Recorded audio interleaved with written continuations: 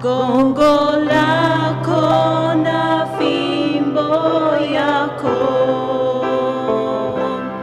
zitanifariji mimi.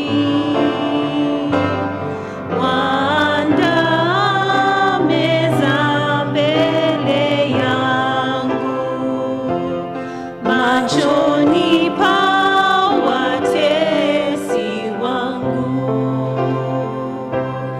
Hakika wema nazo fadhili alikuwa anatupenda hata watoto wetu. Mtoto hawezi kusema ati baba yake alimpiga. Labda mimi nilikuwa nawapiga, si ndivyo? Wacha tu. Kwa hivyo siku yake ilifika. Tunaomba Mungu atusike,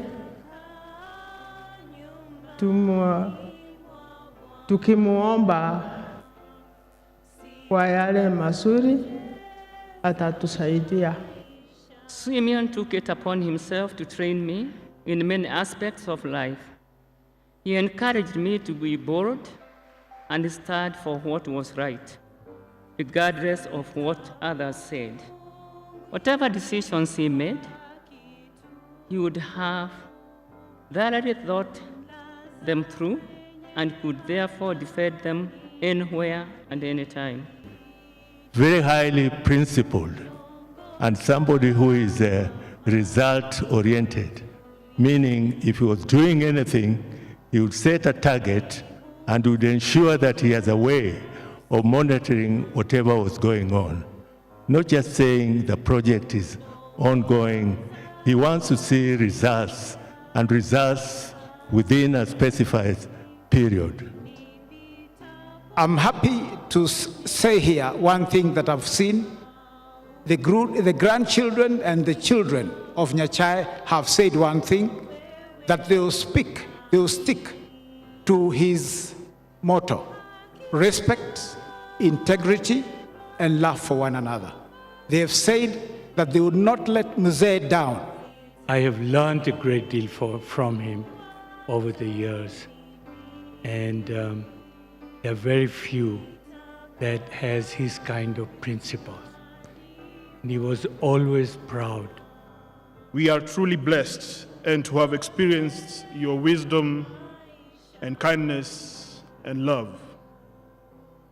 You taught us priceless lessons in life, such as the importance of waking up early, doing all that we can when it's still and quiet. Even as we mourn the loss of the late Mzee Nyachae, let us celebrate him for his distinguished public service, which contributed to Kenya's economic growth. A very strong personality, a go-getter. At no time for anything that he didn't consider professional. In losing Simeon Nyachae, we have lost an elder whom we would all have been deferring to at this particular time. I want to, on my own behalf, on behalf of my own family, Pauline would have been here with me, but Grace knows that we truly value the friendship with the Nyachae family. May the good Lord rest his soul in everlasting peace. Amen. So you helped so many Kenyans to acquire education. When you go to the United States, you'll find villages filled by Kenyans who were actually beneficiaries of Simon's generosity. You go to New Jersey, you go to Texas, you go to Minnesota, where my friend, the deputy governor, was. Very many Kenyans there. Many he sent to India, to China, all over the world. So he's made a tremendous contribution to our country. When he became a minister, I was a member of parliament, and we were, of course, opposition, and he was in the government. But we worked very closely together with Simon as a minister for agriculture, later minister for finance. In everything except biology, I am Mzee Nyachae's son, because he raised me. I spent so much time with him. I traveled with him. And probably 2/3 of the impact he had in my life cannot actually be verbalized. And it's difficult to describe Mzee Nyachae in very few words. And I'm not alone. Actually, if we had time, let me be very sincere here. There are hundreds of people, those that were described by Prime Minister Raila Odinga here, hundreds of young people from all walks of life in this country, from Kisii, from all communities of this country, who would probably be nothing today had it not been for the personal intervention of Mzee Simeon Nyachae in their lives. It will take a long time to comprehensively verbalize what Mzee Nyachae meant to very many people, including myself. As I conclude, I just want to ask, first of all, thank my mothers who are here and my brothers and sisters from the Nyachae family. I thank you on behalf of the hundreds of young people who passed through Mzee Nyachae's hands. Thank you for sharing your father with us. And thank you for graciously accommodating us in your framework of things. I have never come across a complaint or displeasure or unhappiness in this family, even when Mzee sometimes spent hours with us, counseling these people or doing this. May the Lord bless you and continue to bless you for that. Mzee Nyachae had this characteristic, and when he passed away, I really thought about it. What was it? And it just dawned on me that that characteristic was one where he believed in lifting each other up, lifting people up, lifting colleagues up. In other words, there are two ways of creating equity. One of them is bringing somebody down, what they call in our slangs, pull him down, PhD.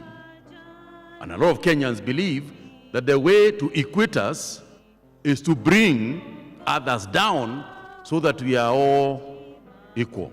But there are those Kenyans who know that the best way of creating equity is to bring those who are down up.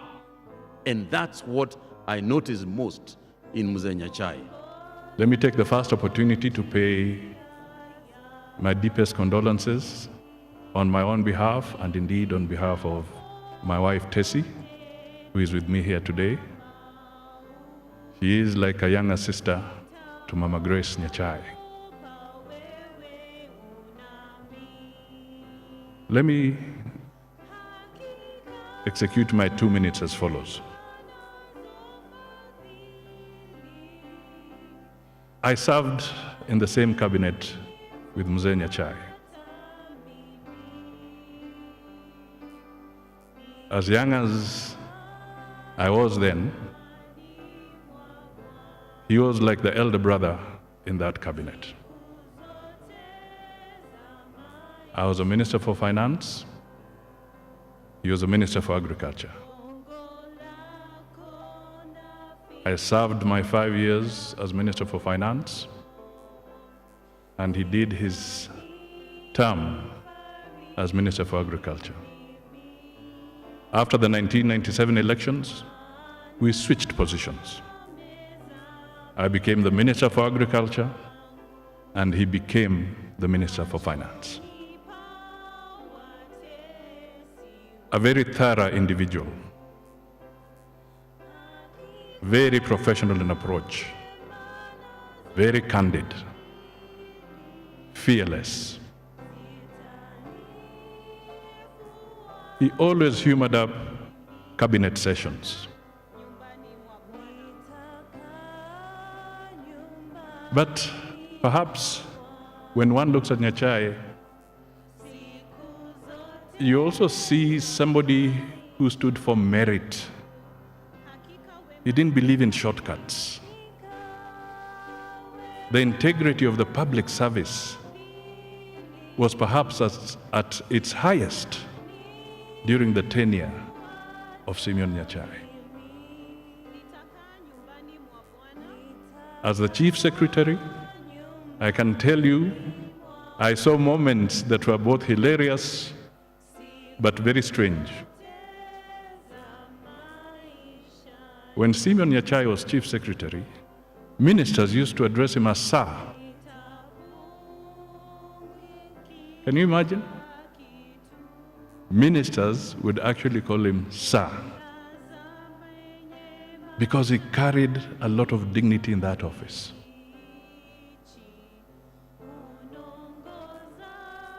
There was even talk that sometimes if Simeon Nyachae called a PS or called a provincial commissioner somewhere when he was the Chief Secretary, it is rumored that the PS or even the Chief Secretary would actually stand up to talk on the phone when even Simeon Nyachae was not in that room.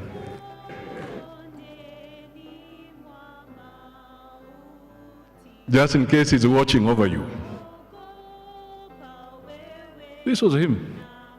And as I conclude, I just say that also as a politician, I had my encounter with him. I attended his cultural events at Nyanturago Stadium, just to attest to the fact that those who say he loved culture, he did. He was a good man. He stood with his family. He stood with his friends. He was also compassionate. He spent time also visiting my father in moments of sickness on his own. He suffered his pain gracefully. He saw the dark side of politics as well. And during that moment, they became friends with the late Moses Mudavadi.